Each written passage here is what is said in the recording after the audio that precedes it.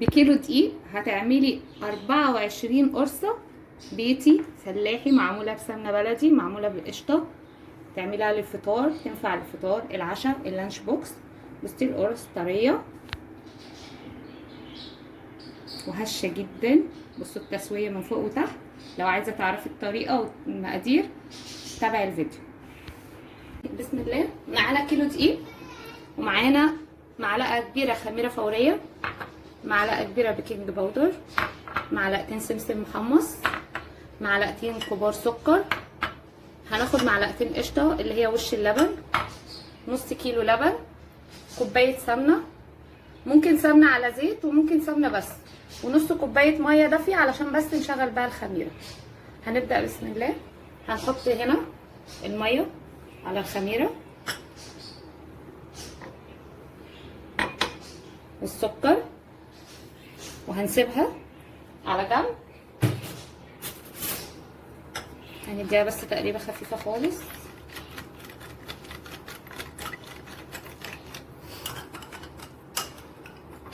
تقريبا خفيفة خالص بس عشان السكر يدوب في المية، ونشوف الخميرة هتتفاعل معانا ولا لا. خليها على جنب ونغطي عليها على ما نمسك باقي المكونات. عندنا هنا الدقيق، هنحط عليه السمسم معلقتين كبار على كيلو الدقيق، معلقة بيكنج باودر،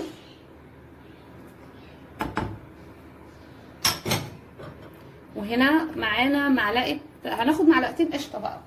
دي قشطة ووش اللبن، دي بنبيت اللبن ونطلع القشطة بتاعتها. هناخد معلقتين، ممكن 3 يعني عادي. وهنا هنجيب السمنة اهي، بس السمنة هنا هتبقى دافية او سخنة حسب ما ايدك تستحمل.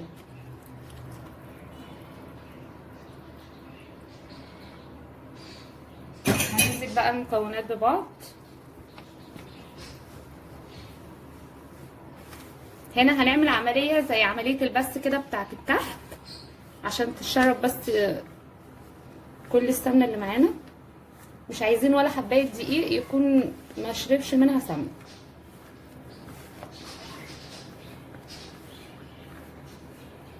كده بصوا بنعملها ازاي. بنفركها بين ايدينا، بنكف ايدينا اهي.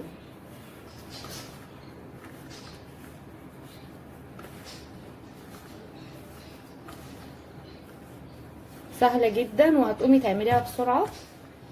الطريقه ديت بتعمل معانا عدد كبير من القرص. القرص دلوقتي بقت في اي فرن ب3 جنيه وحجمها صغير جدا.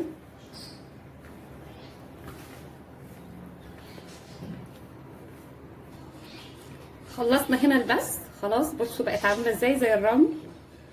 الخميره اهي معانا ما شاء الله شغاله زي الفل. هننزل بيها الاول كده.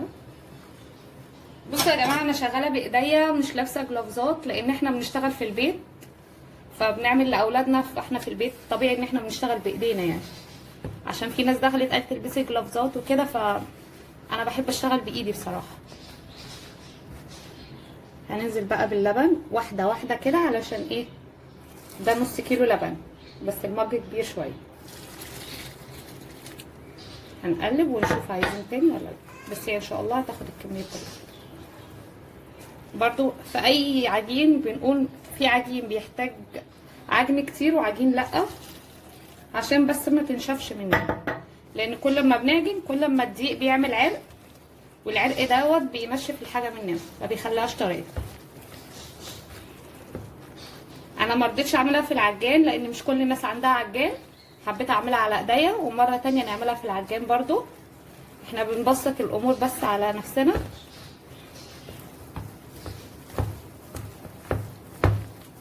احنا بس المكونات بس تمتزج مع بعض.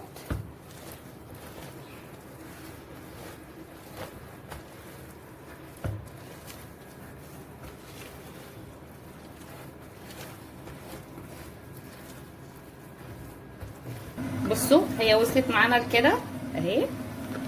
احنا عايزينها بتلزق حاجه بسيطه اللي هي بصي هي بتلزق بس في ايدينا طالعه نظيفه، هو ده اللي احنا عايزين نوصل. هنسيبها تخمر من ساعه ان شاء الله ونرجع تاني نشكلها ونشوف هنعمل ايه. بسم الله الرحمن الرحيم. ورجعنا لكم تاني ومعانا خمرة اهي، القرص الطريه، القرص الفلاحي اهي. بصوا خمرة معانا حلوه قوي ما شاء الله. بصوا العجينه طريه ازاي معانا، طريه جدا، هو ده اللي احنا عايزينه. خمرت وهبطناها علشان نطلع الهواء اللي فيها. هنبتدي بقى نشتغل فيها اهي. هناخد منها حته كوره صغيره كده اهي. بصوا هي طريه خالص معانا اهي. ممكن نجيبها كده عشان بس يبقى ايه شكلها مستوي. يعني نفردها على ايدينا، على في الصينيه، اي حاجه تطلع معانا حلوه جدا اهي. هي عشان العجينه معانا طريه واحنا ده اللي احنا عايزينه اهي معانا في الصينيه اهي. نعمل واحده تانية برضه عشان الناس تعرف اهي. نجيبها كده نقفلها من هنا. احنا لو عايزين نحشيها بقى عجوه او ملبن هنفردها كده، وهنجيب حشو. الحشو هيبقى في حاجه زي كده مثلا، وهنقفل عليه كده كده، وهنقفل ونبططها كده. انا بحب ابططها على كف ايديا احسن. في ناس بتحب تعملها في الصينيه، وفي ناس بتحب تعملها على الرخام اهي. معانا تاني واحده. احنا هنخلص الكميه بنفس الطريقه ديت وهرجع لكم تاني اوريكم. ورجعنا لكم تاني بعد ما خلصنا خلاص. دي كل الكميه اللي طلعت معانا. هنسيبها تخمر نص ساعه وهناخدها على الفرن بعد ما تخمر. اول ما تخمر هوريكم شكلها لما تخمر، وبعدين اقول لكم هنسويها ازاي. ورجعنا لكم تاني اهي. القرص خمرت معانا. بصوا حجمها بقى عامل ازاي. هنحطها في الفرن. الفرن هنحطها في الرف الاوسط على درجه حراره 200 لمده ربع ساعه، لحد بس ما تحمر من تحت ومن فوق. لو الفرن عندك ما فيهوش مروحه هتشغلي على الشوايه، وتخلي بالك قوي ما بنحطش على وشها اي حاجه، ما بندهناش اي حاجه زي ما هي كده، لان احنا حاطين فيها قشطه ولبن، فدولت كفيلين ان هم يخلوا لونها يبقى ذهبي وحلو ان شاء الله. حطها في الفرن وارجع لكم تاني اول ما تخلص. بسم الله. ورجعنا لكم تاني بعد ما خلصنا التسويه. القرص اهي قدامكم لسه خارجه من الفرن حالا. بصوا التسويه اهي اهي. شايفين طريه جدا اهي. بصوا عامله ازاي، حلوه قوي قوي قوي وطريه جدا. بصوا عامله ازاي اهي.